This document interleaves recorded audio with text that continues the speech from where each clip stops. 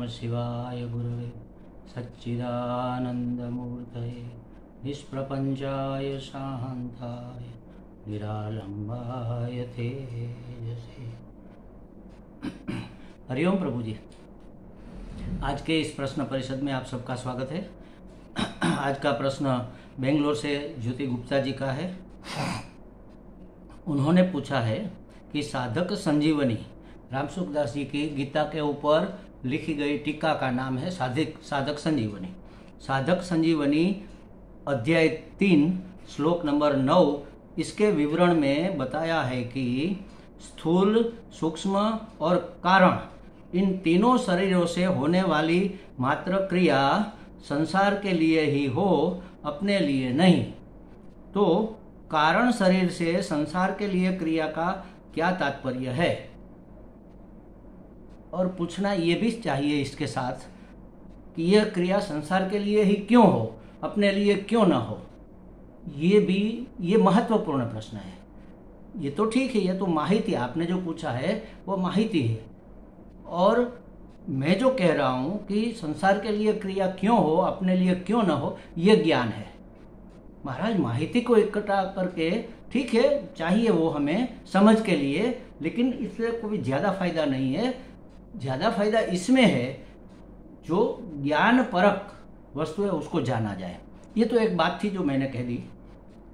आप कुछ भी पूछ सकती है, इसमें कोई दिक्कत वाली बात नहीं है। साधक संजीवनी में 3 अध्याय के 9वें श्लोक में स्थूल, सूक्ष्म और कारण इन तीनों शरीरों से होने वाली क्रिया मात्र संसार के लिए हो। देखो, पहले तीनों शरीरों को समझना पड़ेगा, तब पता चलेगा कि कारण शरीर से संसार के लिए क्रिया का क्या तात्पर्य है। स्थूल शरीर किसे कहते हैं?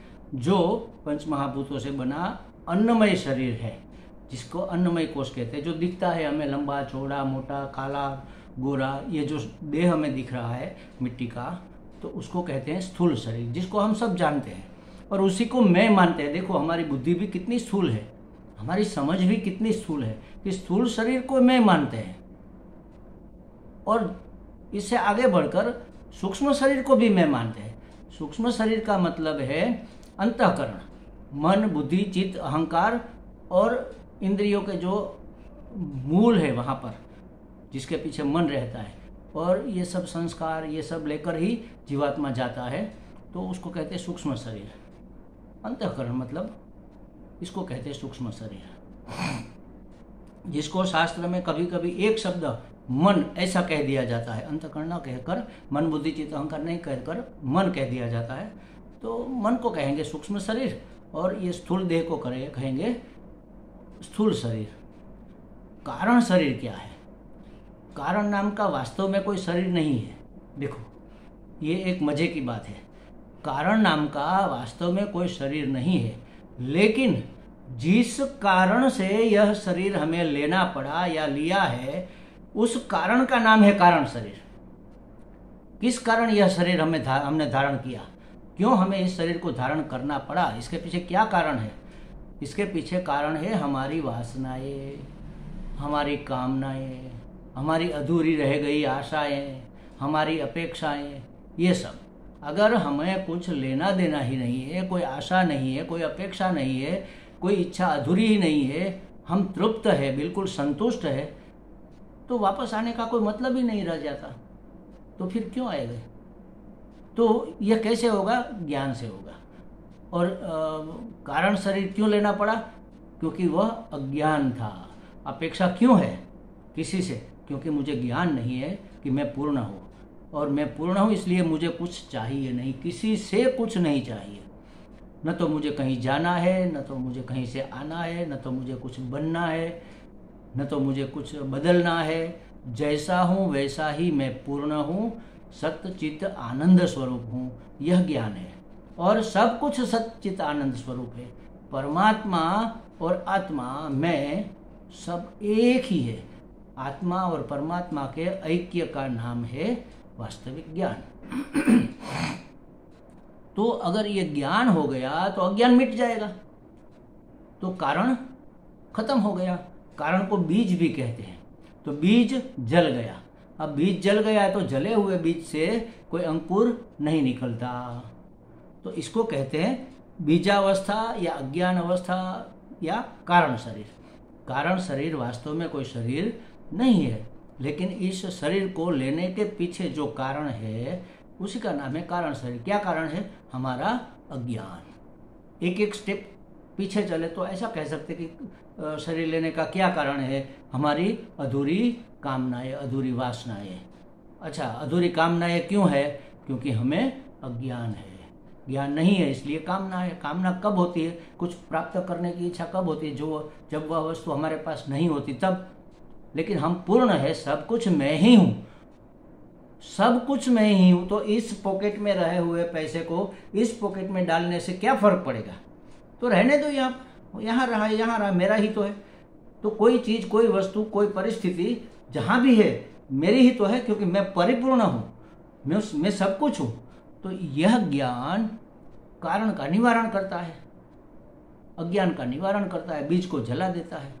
तो ये है कारण शरीर। अब देखो, स्थूल शरीर से होने वाली क्रिया संसार के लिए हो, सूक्ष्म शरीर से होने वाली क्रिया भी संसार के लिए हो। ये दो चीजें हम समझते हैं। स्थूल शरीर से होने वाली क्रिया मतलब शरीर से जो हम सेवा कर सकते हैं वो संसार की सेवा ही करें, मतलब सामने वाले की, जो दूसरे लोग हैं उसकी सेवा करे, शरीर से जो भी मदद हो सके वो कर दे। और शरीर से कमाया हुआ जो भी है धन दौलत या सुविधाएं, वो भी समाज को अगर चाहिए, किसी को चाहिए तो उसको हम दे। ये हो गई स्थूल शरीर की सेवा। सूक्ष्म शरीर की सेवा क्या है कि मन से भी हम सबका भला चाहे। सर्वे भवन्तु सुखिनः, सर्वे सन्तु निरामया, सर्वे भद्राणि पश्यन्तु, माँ कश्चित् दुख भाग भवे। हे भगवान, सबका भला करो, सबका भला करो, किसी के जीवन में लेश मात्र भी दुख न हो, सब तंदुरुस्त रहे, सब स्वस्थ रहे, सब खुश रहे, मौज में रहे। देखो ये क्या हुआ? ये कारण शरीर से की हुई समाज की, संसार की सेवा हो गई। मन में हमारा ऐसा भाव रहे कि सब अपना अपना विकास करें, हम किसी के आड़े न आए, कोई किसी के आड़े न आए, सब एक दूसरे को सपोर्ट करें, किसी की टांग न खींचे। ये हो गई सूक्ष्म शरीर से सेवा। बुद्धि है तो बुद्धि सूक्ष्म है, तो बुद्धि से भी हम दूसरे की समस्याओं का समाधान बता दे। जैसे कोई किसी ने पीएचडी किया है तो वह भौतिक ज्ञान है, भौतिक ज्ञान को संसार के लिए समर्पित कर दे, उसको परोस दे संसार को। तो ये जो बौद्धिक ज्ञान है उसको भी हम संसार के लिए, समाज के लिए, अपने से अलग जो है उसके लिए इसका इस्तेमाल हम करें मन से और बुद्धि से। चित्त मतलब हमारी स्मृति, हमें जो भी याद है उसका उपयोग भी हम संसार के लिए करें, क्योंकि ये सब हमें संसार से मिला हुआ है। महाराज, बौद्धिक विकास भी हमारा संसार से, समाज में रहकर हुआ। मन में जो भी संकल्प विकल्प होते हैं वो भी संसार का दिया हुआ है, संसार से हमने लिया हुआ है। संसार का दिया हुआ तो नहीं कह सकते, लेकिन हमने संसार से, विषयों की वासना भी, विषय कहाँ पर है? संसार में ही तो है। तो मन से, बुद्धि से, चित्त से, अहंकार से, अहंकार मतलब मैं पने से, अपने अभिमान से, अपने घमंड से भी, अरे हम नहीं करेंगे तो और कौन करेगा, ये घमंड होना चाहिए। संसार के लिए करने का, अहंकार से सेवा करने का ये घमंड कि हम करेंगे और कौन करेगा, हम ही तो करेंगे, हम नहीं करेंगे तो और कौन करेगा, चलो चलो चलो करना है हमें, ये सब काम हमें करना है। तो ये है अहंकार का समर्पण संसार को। तो स्थूल शरीर से संसार की सेवा कर दी, सूक्ष्म शरीर से संसार की सेवा कर दी, अब कारण शरीर से करनी नहीं पड़ेगी, हो जाएगी, क्योंकि कारण नाम का कोई शरीर नहीं है तो आप करो। वो तो हमारे बीज का नाम है, संस्कार जो बीज रूप में अंदर डलते हैं। जैसे कोई कहते हैं, महात्मा लोग कहते हैं, शास्त्र भी कहता है कि आप भगवान का नाम जपते पूरा दिन भगवान का नाम जपो।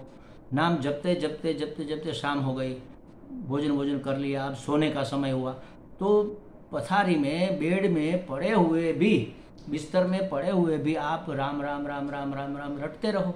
और राम राम रटते रटते अगर आपको नींद आ गई और सुबह में नींद खुलते ही राम राम राम रटन याद आ गया, तो इसका मतलब है आप आपने पूरी रात जप किया है, आपका पूरी रात का जप माना जाएगा।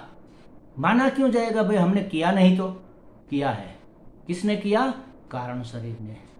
हम जब सो जाते हैं तो कहाँ जाते हैं? हम बीजावस्था में प्रवेश कर जाते हैं, अज्ञान में लिप्त हो जाते हैं। मतलब हम कुछ जानते नहीं, क्या हुआ क्या नहीं हुआ, कितने बजे कुत्ता भौंका, कितने बजे कोई गाड़ी निकली, हमें कुछ पता ही नहीं होता ना। हम अज्ञान में प्राज्ञ अवस्था में प्रवेश कर जाते हैं। तो उस बीजावस्था में, उस अज्ञान अवस्था में भी हमारे संस्कार अंदर अंदर अंदर काम करते रहते हैं, पता नहीं चलता हमें, लेकिन काम करते रहते हैं। इसीलिए कहते हैं कि सोते वक्त अगर नींद आ जाए तब तक राम राम रटते रहे। जो भी आपके इष्ट देव है उसका, जो भी आपका मंत्र है उसका नाम, भगवान का नाम जपते रहे। और सुबह सोते नींद आ गई तो उठते ही वही याद आएगा, तो उठते ही आप उसी को याद कर, वही याद आता है और उसी का स्मरण शुरू हो जाता है। तो नींद में भी आपका ये जप माना जाएगा, मतलब आपकी ये साधना कंटिन्यू मानी जाएगी। तो महाराज, तन से आपने संसार की सेवा कर दी, मन से संसार की सेवा कर दी, तो फिर कारण अवस्था, कारण शरीर से भी सेवा हो ही जाती है, वो करनी नहीं पड़ती। कहने का मतलब इसका यही है, ये लिखने का कारण यही है यहाँ पर कि इतनी सेवा करो कि कारण शरीर में यह संस्कार घुस जाए। जैसे आप इतने जप करो पूरा दिन, पूरी शाम, सोते वक्त, बिस्तर में पड़े पड़े नींद आने तक, ताकि सुबह में उठकर सीधे हमें राम राम ही याद आए। तो उसी तरह स्थूल शरीर से सेवा करो संसार की, अपनी क्रिया संसार के लिए करो, माने की सेवा। अपने लिए करना वो स्वार्थ हुआ, और दूसरों के लिए करना किसी अपेक्षा के बगैर, उसका नाम है सेवा।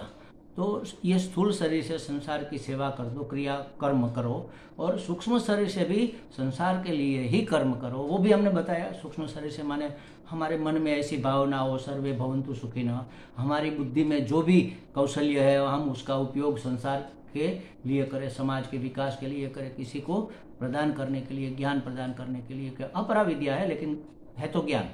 और चित्त में जो भी हमारी स्मृति है, जो भी हमारे संस्कार है, हमें याद है कि ऐसे ऐसे करना चाहिए, वो भी हम समाज के लिए करें। और अहंकार भी उसी का हो कि हम करेंगे और कौन करेगा, हमें तो करना ही चाहिए। तो इस तरह से सूक्ष्म, पूरे सूक्ष्म शरीर से, मन बुद्धि चित्त अहंकार से हम संसार की सेवा कर दे अगर, तो फिर कारण शरीर से भी सेवा हो ही जाती है। हमें लगता है कि भाई ज्योति जी को ये बात समझ में आ गई होगी। हरिओम।